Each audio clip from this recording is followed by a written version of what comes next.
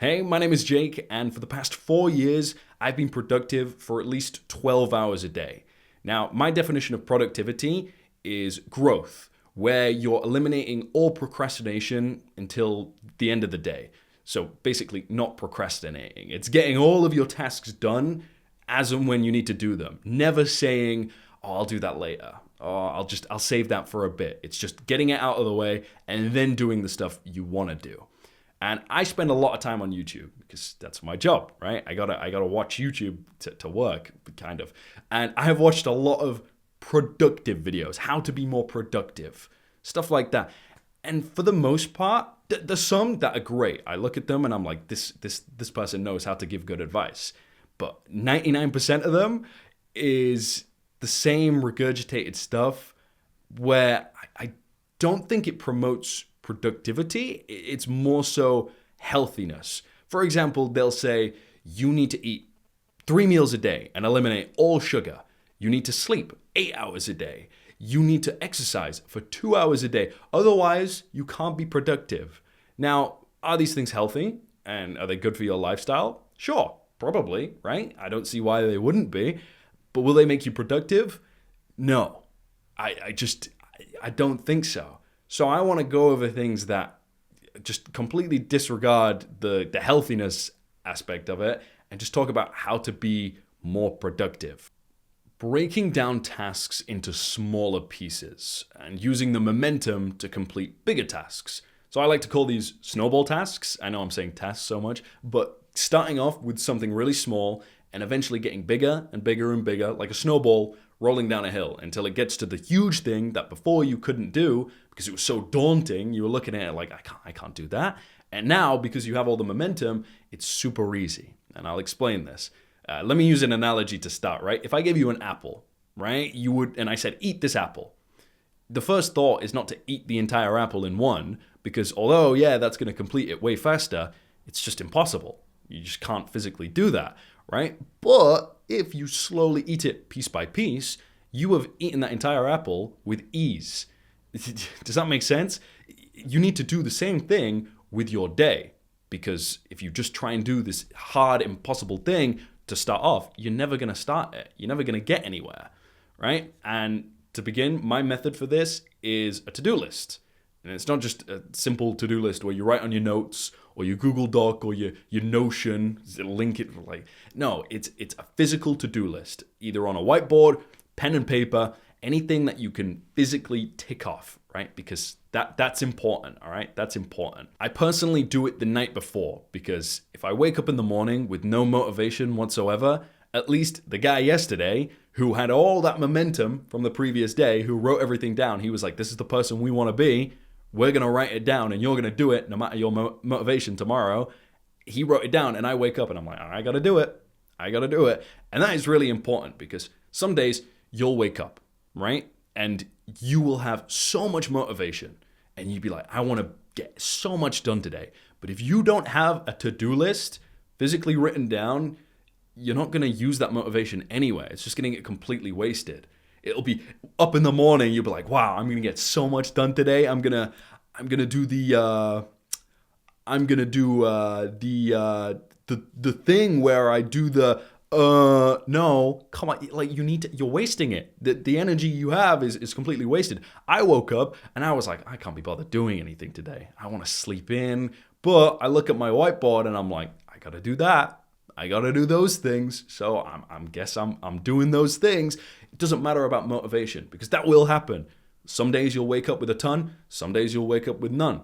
Write it down and have it there so you can actually do it. And if you've never done it before, the easiest place to start is making your bed. And I know you're going to be like, oh, but yeah, I'm just going to get in my bed at the end of the day. Why do I need it? It's not about making your bed. It's just the simplicity of it. And everyone has a bed, so it's an easy example. Just 30 seconds. You've written it on your whiteboard as the first thing to do and physically achieving that thing. It's a physical task. You make it, takes 30 seconds, like I said, and you tick it off. And then your brain goes, we achieved something.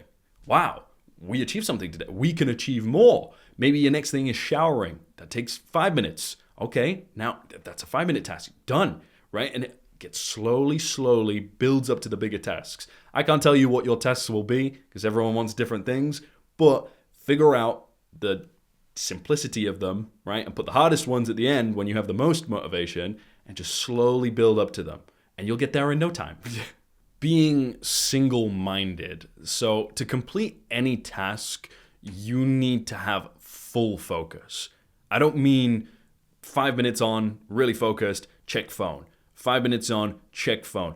It needs to be full focused. Like, I'm trying to think of it. You know that one scene from The Social Network where Mark Zuckerberg's like plugged in and then Spider-Man comes in from the back and he's shouting at him, and the guy, Justin Timberlake, comes in and he's like, he's plugged in. He's plugged in. He can't hear you. He's plugged. That's how wired in you need to be, right? You need to have absolutely no distractions whatsoever if you want to complete something. Because as soon as you get distracted by a phone notification, then you lose that, I guess, momentum again that you had, and it's just going to prolong the fun stuff at the end of the day, or at least completing the stuff you need to complete, which makes you feel good. So removing any distractions completely is what you need to do. So this consists of probably 3 areas. The first being your timing. Now, I'm really systematic with how I like to do it, but it works. There's a reason why schools do it and jobs do it, and it is having exact times to do things. And if you don't have that, because you're in charge of your own day, you should probably add it in. So, for example, eating meals at 9 o'clock exactly, 12 o'clock exactly, 6 o'clock exactly. Having a set time to do a task, maybe at 10 o'clock until 11, you're going to study this one thing. And that means no phone, no YouTube, no Netflix. You're studying this one thing from here to here. Phone's gone. You've only got that.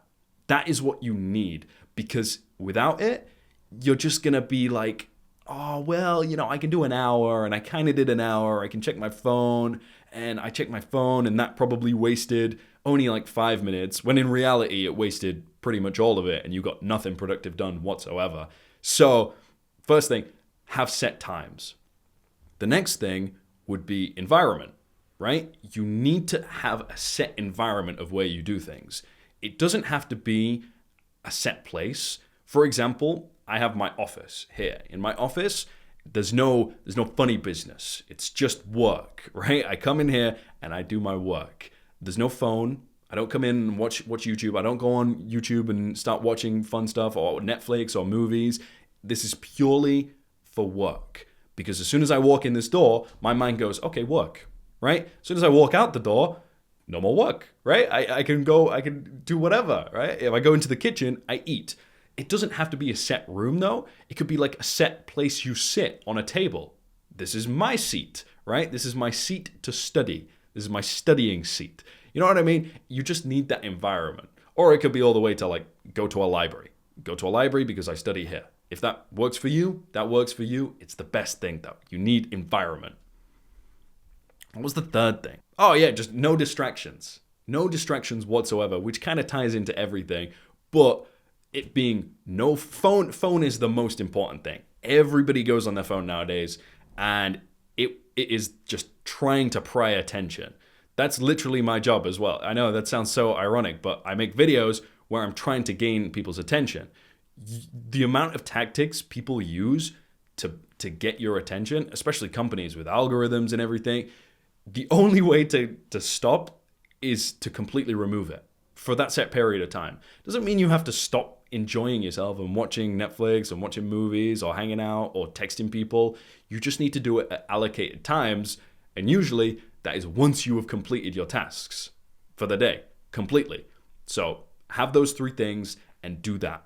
So this last one is probably the most ambiguous one out of all of them, but by far the most important. So if you've only got a little room for knowledge, then disregard everything else and take this one home. And I'll try and explain it as best as possible, but listen carefully. So everybody knows the famous quote of, if you love what you do, you'll never work a day in your life. And it is interpreted mainly as being, okay, well, I love sleeping, so I wish I could be a mattress tester. That would be the dream job, right? The best job in the world. Or I love watching Netflix, so watching that all day would be a dream job.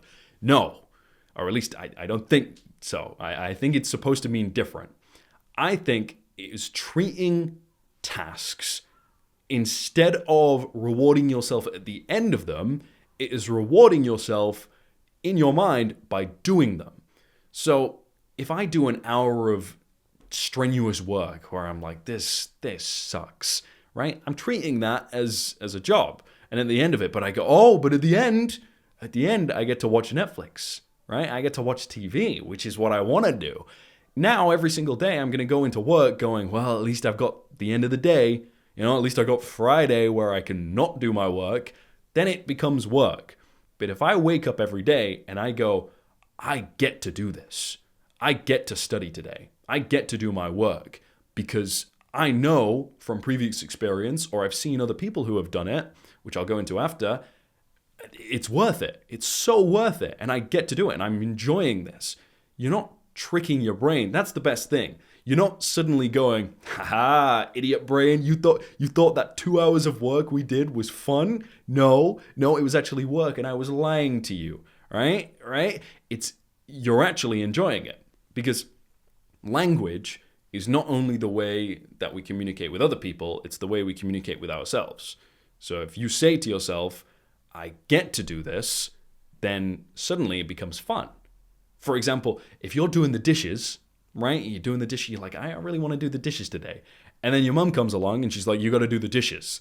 Suddenly, that feeling of, I wanted to do that is gone because now your brain associates it with, I get to do this because I want to please everyone and I want to achieve something, to now, I have to do it because my mum told me to do it. It's now a job, all right? Does that make sense? And I think to get to this point is very, very difficult. And you have to separate instant gratification from delayed gratification, which you've probably heard a million times. But I want to separate it and turn it into internal energy and external energy. Energy just being motivation, purpose, your drive to do something.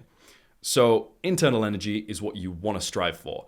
And this is basically like infinite energy source because you use your previous wisdom and your previous experience in order to complete tasks and motivate yourself. For example, if I'm doing something that's super, super boring for work, I'm like, I really don't want to do this, but I know for a fact this is going to make me a lot of money, right? This is going to make me some cash, which I want. I'm going to be able to look at my previous experience and go, okay, this is worth. I get to do this. I get to do this because I know it's going to be worth. But then again, on the contrary, you might not have that yet. You might not have that experience of this is worth it. This is going to be worth it, which is where external energy comes in. And that comes from other people. So watching videos like this, reading. I've just lost reading books, right? Having a mentor tell you this is what is good. All of that is external, but that is very short term. You get that, it's caprice, it's there for a bit, and if you don't contain that and you don't use it, it's going to be lost. So the whole goal is to take external energy by watching motivating things, reading motivating things, all that stuff, taking that and converting it to experience, which you can then use your internal, and then eventually you will never work a day in your life. That's how it works, because it's just how it works. And it's going to take a long time to get to that point, and I can't explain it exactly. I think that's the best way to explain it. And yeah, it's going to take months of hard work to get that experience. But as soon as you have that internal energy, you're going to be productive. And using everything that I've said, I don't see how you can't be. Just it's super tricky, and you have to remove all your addictions and vices and everything, which is very hard. I'll talk about that later, but try it and see if you're more productive.